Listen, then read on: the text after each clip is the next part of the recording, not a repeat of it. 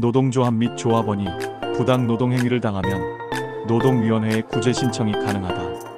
그렇다면 연속된 부당 노동행위에 대한 구제 신청은 언제까지 가능할까? 조합원에 대해 인사고과를 낮게 주는 것이 대표적인 불이익 취급의 부당 노동행위인데, 이번 호에서는 불이익 취급에 대해 언제까지 소급해서 구제 신청을 할 수 있는지 살펴보고자 합니다. 판례 2023-941864 부당 노동행위 구제 재심 판정 취소가 노동조합 및 노동관계 조정법 이하 노동조합법이라 한다. 제82조 제2항에 의하면 부당 노동행위에 대한 구제 신청은 부당 노동행위가 있은 날 또는 그 행위가 계속하는 행위인 때에는 그 종료일로부터 3개월 이내에 하여야 한다. 여기서 계속하는 행위란 한 개의 행위가 바로 완결되지 않고 일정 기간 계속되는 경우뿐만 아니라 수개의 행위라도 각 행위 사이에 부당 노동행위 의사의 단일성, 행위의 동일성, 동종성, 시간적 연속성이 인정될 경우도 포함한다. 대법원 2014년 5월 29일 선고, 2011 두2사형사형 판결 참조. 나 일정한 단위 기간마다 인사고과나 승격 심사를 하고 그 결과에 따라 임금을 결정하는 사업장에서 노동조합 활동을 이유로 근로자에게 하위 인사고과를 부여하거나 승격에서 탈락시키는 부당 노동행위를 하는 사용자의 의사에는 통상적으로 그에 따른 임금상의 불이익을 주려는 의사도 포함되어 있다고 볼 수 있다.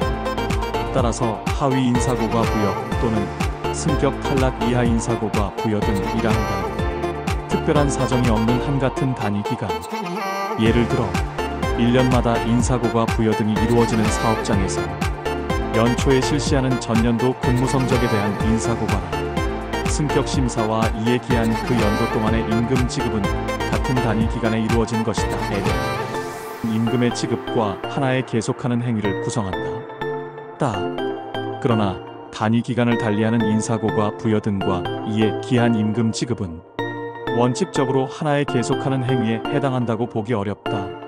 주기적으로 행해지는 인사고과 부여 등 사이에 시간적 연속성이 존재한다고 보기 어려울 뿐만 아니라 여러 단위 기간의 인사고과 부여 등과 임금 지급을 포괄하여 하나의 계속하는 행위로 보게 되면 구제 신청 대상이 되는 행위의 범위가 과도하게 확장된다.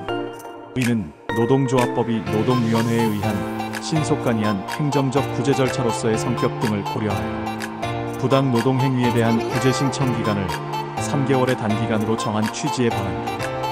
다만 사용자가 여러 단위 기간 동안 단일한 의사와 유사한 방식으로 미리 수립한 계획에 따라 1년의 부당 노동행위를 실행하였다는 등의 사정이 드러난 경우에는 단위 기간을 달리하는 인사고과 부여 등과 임금 지급 사이에서도 계속하는 행위가 성립할 수 있다.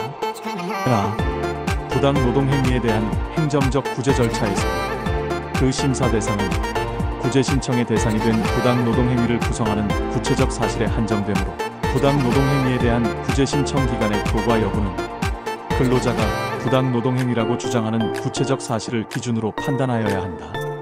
위 대법원 2011 두2사형사형 판결 등 참조. 노동위원회 규칙에 의하면 사용자로부터 부당 노동행위로 인하여 권리를 침해당한 근로자 또는 노동조합이 지방노동위원회에 그 구제를 신청하기 위하여 제출하는 구제 신청서에는 구제받고자 하는 사항 등을 기재하도록 되어 있다. 그러나 근로자나 노동조합이 구제받고자 하는 사항은 민사소송의 청구 취지처럼 엄격하게 해석할 것은 아니고 신청의 전 취지로 보아 어떠한 구제를 구하고 있는지를 알 수 있을 정도면 된다. 노동위원회는 재량에 의하여 근로자나 노동조합이 신청하고 있는 구체적 사실에 대응하여 적절타당하다고 인정하는 구제를 명할 수 있다. 그러므로 구제 신청서에 구제의 내용이 구체적으로 특정되어 있지 않다고 하더라도 부당 노동행위를 구성하는 구체적인 사실을 주장하고 있다면 그에 대한 구제도 신청하고 있는 것으로 보아야 한다. 대법원 1999년 5월 11일 선고 98 두9233 판결 참조.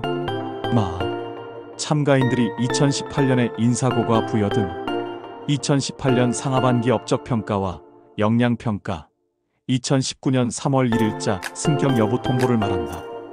다른 연도의 인사고과 부여 등도 같은 방법으로 칭한다를 실시하고 이를 기초로 2019년 3월부터 2020년 2월까지 임금을 지급한 행위, 이하 2019년의 임금 지급 또는 2019년의 임금상, 불이익이라 한다는 같은 단위 기간에 관하여 이루어진 것이므로 하나의 계속하는 행위에 해당한다고 볼 수 있다.